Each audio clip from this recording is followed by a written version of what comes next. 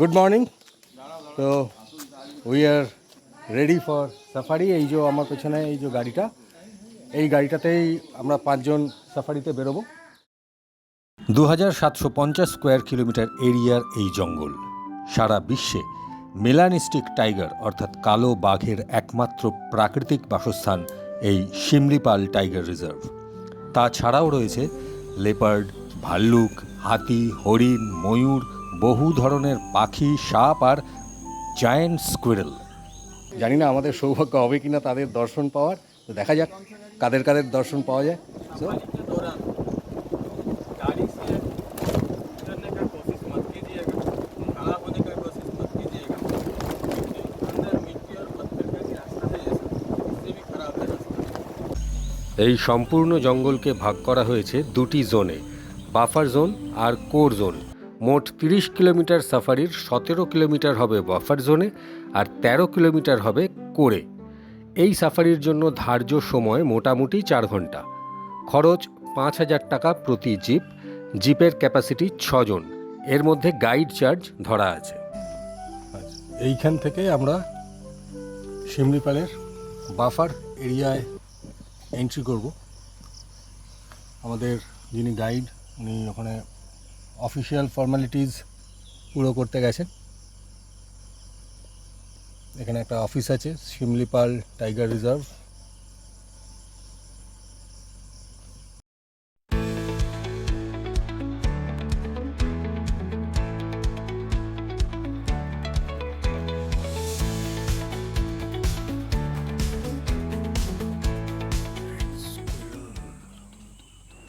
হঠাৎই গাড়িটা দাঁড় করিয়ে গাইড দাদা দেখালেন পাশের একটা গাছে দিব্যি সুন্দর তিড়িং বিড়িং করছে একটা জায়ান্ট স্কুইরেল। অসাধারণ দেখতে, তেমনি কালার কম্বিনেশন।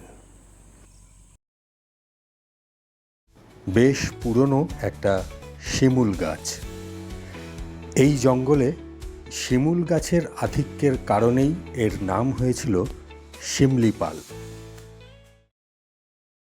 সাদা রঙের দারুণ একটা অর্কিড, নাম জানি না অবশ্য।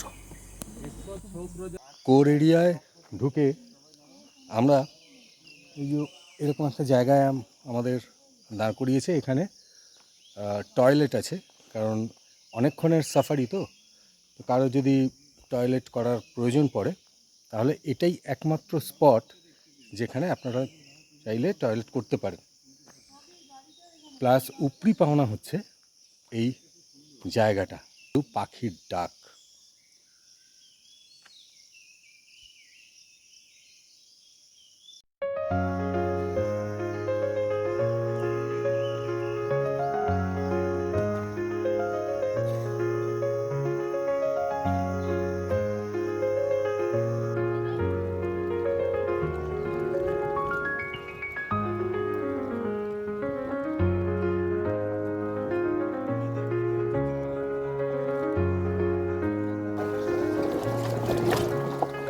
ওয়াটার পিট রয়েছে।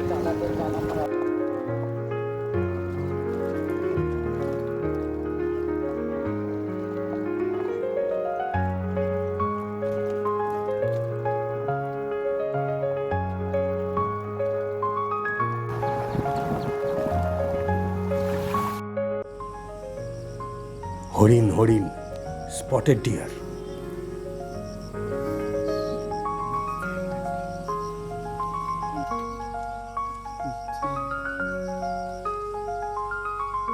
আরেকটা জায়গায় 10 মিনিটের একটা ব্রেক দিয়েছে।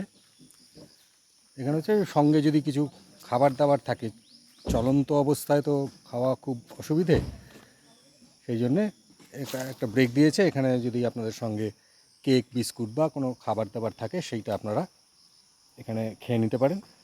কিন্তু স্ট্রিক্টলি একটা কণা প্লাস্টিকও যেন এই জঙ্গলে না পড়ে।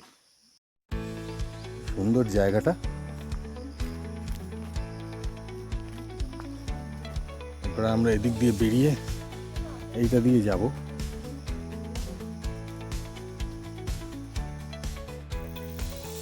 সেখানে দারুণ একটু অর্কিড আছে পিঙ্ক কালারের। এইটা তো রাস্তাতেও দেখলাম। এইটা গাইড দাদা বলছেন যে এটা টাইগার জোন।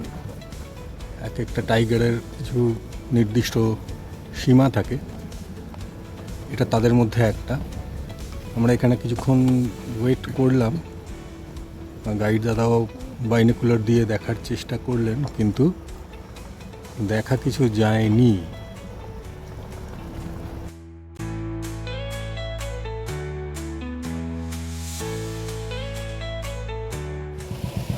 তো সাফারি শেষ করে আমরা আবার চলে এসেছি পিঠাবাটা গেটে। খুব ভালো সাফারিটা হলো, অনেকক্ষণ, প্রায় 3.5-4 ঘন্টা সাফারি।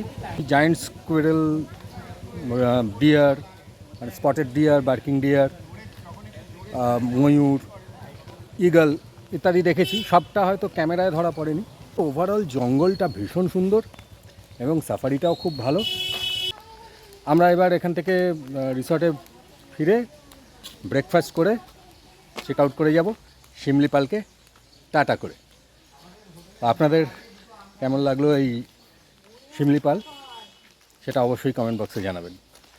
ভালো লাগলে লাইক করবেন, শেয়ার করবেন, আর চ্যানেলে নতুন হলে সাবস্ক্রাইব করে পাশে থাকবেন। দেখা হবে অন্য ব্লগে। টাটা।